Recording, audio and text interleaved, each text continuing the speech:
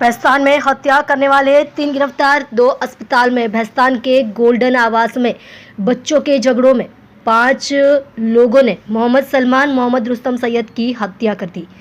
भैंसतान police ने हत्यारों को गिरफ्तार कर लिया है। शहर के भैंसतान इलाके में आपसी रंजिश के चलते एक युवक मोहम्मद सलमान मोहम्मद रुस्तम सैयद पर धारदार हथियारों से जानलेवा हमला किया गया। 20 अगस्त की देर रात गोल्डन आवास के पास एक कबाड़ खाने के पास हुई इस घटना में एक युवक की मौत हो गई, जबकि मृतक का भाई भी घायल हो गया, जिसे इलाज के लिए अस्पताल में भर्ती कराया गया है। घटना के संबंध में भैंसतान थाने में हत्या का मामला दर्ज किया गया था। पुलिस ने तेजी से काम करते हुए 5 आरोपियों की पहचान कर कुछ ही घंटों में उन्हें गिरफ्तार कर लिया। बच्चों के झगड़े के बाद हमला। पुलिस में दी गई शिकायत के अनुसार शिकायतकर्ता मोहम्मद रुस्तम जान मोहम्मद सैयद गोल्डन आवास इलाके में रहता है। आरोपियों को शिकायतकर्ता के बड़े साले मोहम्मद जफीर के बेटे अरमान से 4-5 दिन पहले बच्चों के झगड़े को लेकर झगड़ा हुआ था। पुलिस की शुरुआती जांच में पता चला है कि इस आमसी दिखने वाली लड़ाई के बाद दोनों पार्टियों में दुश्मनी हो गई।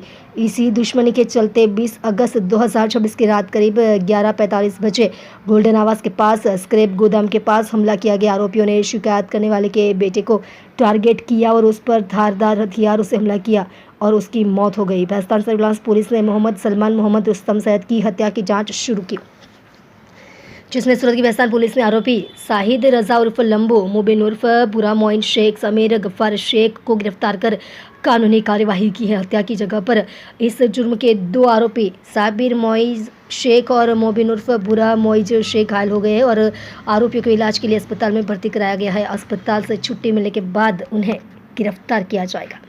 देख रहे हो न्यूज़ 9 सूरती चैनल के साथ कल्पेश राणा की रिपोर्ट।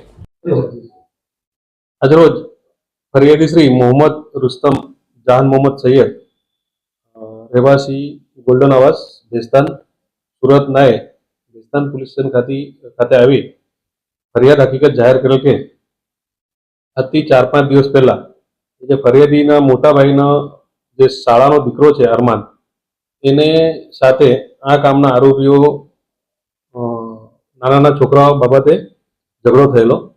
એ બાબતની અદાવત રાખી ગઈકાલે રાત્રિના લગભગ પોણા 12 વાગ્યાના સુમારે આ કામના આરોપીઓ છે શોભાન ઇસરાઇલ શાહ, શાહિદ ઉર્ફે લંબુ શેખ, સાબિર મોઇઝ શેખ, મોબીન ઉર્ફે ભૂરો મોઇઝ શેખ તથા સમીર ગફાર શેખ એક સમથઈ આ ફરિયાદીના જે દીકરા છે મરણ જનારને જીવલેણ હુમલો કરી તેનું મોત નિપજાવેલ છે।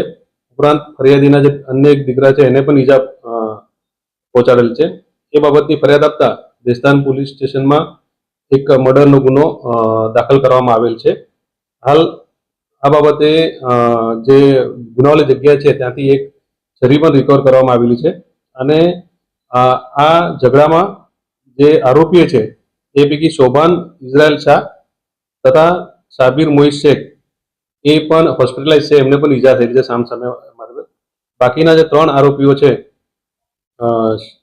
સાબિર, શોભાન તથા સમીર, એ લોકોને ભેસ્તાન પોલીસે તુરંત ડિટેન કરેલા છે અને એ લોકોને ધરપકડ કરવાની કાર્યવાહી ચાલુ છે અને વધુ પુરાવા ભેગા કરી એ લોકોને આવતીકાલે પોલીસ કસ્ટડીમાં તજવીજ કરવામાં આવનાર છે।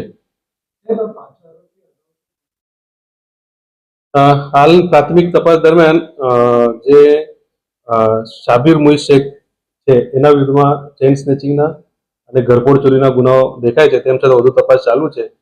મોબીન ઉર્ફે ભૂરો મોઇઝ શેખ છે એટલે એના વિરુદ્ધમાં અગાઉ ભેસ્તાન પોલીસે 135 એટલે કે જે હથિયાર સાથે જે ફરતા હોય એવા હથિયારબંધીના 2 કેસો કરેલાનું રેકોર્ડ પરથી જણાવ્યું છે। વધુ તપાસ ચાલુ છે।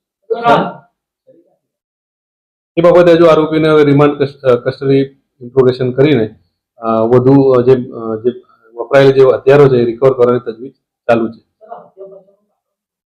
અત્યારે પાછળનું કાર્ય છે મેં કીધું અગાઉ એમ કે 4-5 દિવસ પહેલા જે ફરિયાદીના મોટા ભાઈના શાળા મોહમ્મદ જફીરના દીકરા અરમાન, એ જે નાનો છોકરો હતો એ નાના છોકરાઓની બોલાચાલીમાં આ શોભાન વચ્ચે પડેલો અને એનું ઉપરાંત લઈને એ બાબતની અદાવત હતી। જો પ્રાથમિક રીતે તો બધા જ એડલ્ટ છે, તેમ છતાં એક આરોપીની હજુ ઇન્ટ્રોગેશન છે, પણ એડલ્ટ છે, 18 ઉપરના છે.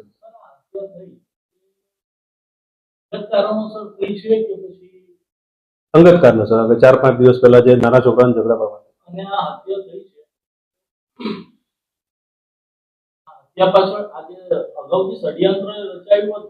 ના, આજે આ કેવો બનાવ બને છે, 20/8/2026 જે રાત્રે મેં કીધું 11:15 વાગે આ ગોલ્ડન આવાસ ખાતે આજે ફરિયાદીનો જે દીકરો છે એ ત્યાં ગયેલો તો એ બાબતે પછી બવાલ થઈને આ લોકો પાછળ આવીને એના ગોલ્ડન હાઉસ એના જે ભંગારનું ગોડાઉન છે ત્યાં આ બનાવ બન્યો. કોઈ ષડયંત્ર ટાઈપ નથી. 20 તારીખે ગયેલો, રાત્રે પાછું એ જે 4-5 દિવસ પહેલા જે એ થયેલી એ બાબતે એ લોકોની બોલાચાલી થઈ, એટલે આ આકસ્મિક બનાવ છે. એક રાંદેરનો છે પણ એ સંબંધિત છે, એટલે સુરતના જ છે બધા, લગભગ 40 વર્ષથી સુરતના.